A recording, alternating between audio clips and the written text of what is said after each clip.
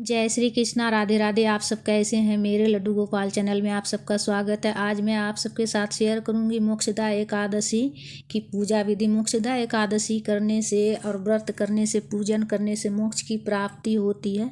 तो सबसे पहले पूजा की एक चौकी लगा ली हूँ मैं, और उस पर पीले कपड़े का आसन देकर, पुष्प का आसन देकर, कृष्ण भगवान जी को जी ओखल से बंधे हुए तस्वीर होना अगर आपके पास तो पूजा करिएगा। दामोदर, इसलिए कि यशोदा मैया जब कृष्ण भगवान जी को ओखल से बांधी थी तो उसी दिन जो है ना उनका नाम जो है दामोदर रखा गया था। दामोदर के नाम से प्रसिद्ध हुए थे कृष्ण भगवान जी।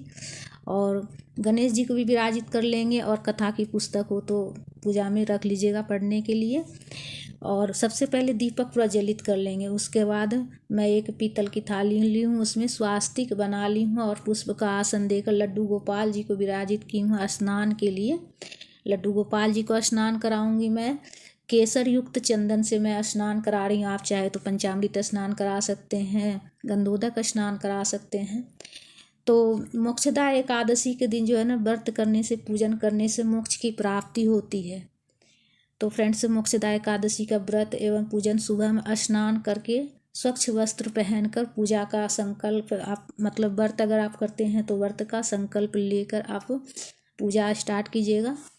और पूरे दिन मतलब कि आप विष्णु भगवान जी का मंत्र का जाप करते हुए पूजा कीजिएगा, और पूरे दिन विष्णु भगवान जी का मंत्र का जाप कर सकते हैं, इसलिए कि यह व्रत और पूजन करने से जो है ना मोक्ष की प्राप्ति होती है। तो लड्डू गोपाल जी का देखिए श्रृंगार हो चुका है, पोशाक भी पहना दी हूँ, गर्म पोशाक पहनाई हूँ मैं, इसलिए कि ठंड का मौसम है। उसके बाद तस्वीर में जितने भगवान जी हैं, गणेश जी है, सभी को जल का छिड़काव करके भाव स्नान करा लेंगे। तो मोक्षदा एकादशी के दिन ही जो है ना कृष्ण भगवान गीता का उपदेश दिए थे अर्जुन को। गीता का उपदेश दिए थे कृष्ण भगवान जी अर्जुन को। मोक्षदा एकादशी अघन मार्गशीर्ष महीने में एकादशी तिथि को, शुक्ल पक्ष में एकादशी तिथि को मोक्षदा एकादशी का व्रत एवं पूजन किया जाता है। तो सभी भगवान जी को देखिए मैं तिलक कर ले रही हूँ, और जनेऊ भी अर्पित कर दी हूँ, और गणेश जी को भी जनेऊ अर्पित की हूँ, और वस्त्र रूपी कलावा भी मैं अर्पित कर दी हूँ। और तस्वीर में जितने भगवान जी है सभी को तिलक कर लेंगे पीला वाला चंदन से। तो मैं पीला वाला चंदन जो है ना केसर युक्त चंदन है, उसी से तिलक की हूँ। और दुर्वा अर्पित कर लेंगे गणेश जी को, और पीला फूल हो तो पीला फूल विष्णु भगवान जी को, दामोदर भगवान जी को अर्पित कर लेंगे। तो दामोदर भगवान जी का अगर ओखल से बंधा हुआ अगर तस्वीर हो तो आप पूजा में रख कर पूजा कर लीजिएगा, नहीं तो विष्णु भगवान जी का जिस भी रूप की तस्वीर हो या मूर्ति हो आप पूजा कर सकते हैं। और तिल चढ़ा लेंगे। तो देखिए इस दिन जो है ना अगर बेलपत्र हो तो आप बेलपत्र भी ज़रूर चढ़ाइएगा, इसलिए कि जो है मोक्षदा एकादशी की जो पूजा की जाती है ना तो उसमें बेलपत्र भी चढ़ाया जाता है। और इस दिन मतलब जो व्रत जो भी मतलब व्रती रहेगा उसे भी थोड़ा सा बेलपत्र ज़रूर ग्रहण करना चाहिए। और तुलसी पत्ता जो है ना, तुलसी दल जो है ना मंजरी सहित दामोदर भगवान के चरणों में अर्पित करेंगे। बहुत ज़्यादा मतलब महत्व होता है इस दिन जो है ना, मंजरी सहित चढ़ाया जाता है, दामोदर भगवान को चढ़ाया जाता है तुलसी पत्ता मंजरी सहित। और सीजन का जो भी फल हो उसका भोग लगा लेंगे। तो मैं संतरे का भोग लगाई हूँ और खजूर का भोग लगाई हूँ। विष्णु भगवान जी को भोग जो भी लगाएंगे उसमें तुलसी पत्ता अवश्य दीजिएगा, और जल का भी भोग लगा लेंगे उसमें भी तुलसी पत्ता देंगे। और गणेश जी को जो फल का भोग लगाएंगे उसमें तुलसी पत्ता नहीं देना है।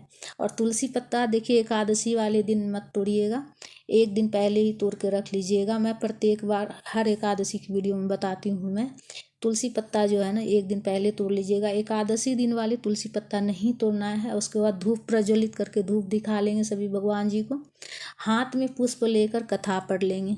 तो कथा जरूर पढ़िएगा फ्रेंड्स। मोक्षदा एकादशी की कथा सुनने से वाजपेयी यज्ञ का फल प्राप्त होता है। पूरा कथा सुनने से, वाजपेयी यज्ञ का कथा महात्म्य सुनने से वाजपेयी यज्ञ का फल प्राप्त होता है। कथा पढ़ने के बाद हाथ में जो पुष्प है वो प्रभु के चरणों में अर्पित कर लीजिएगा।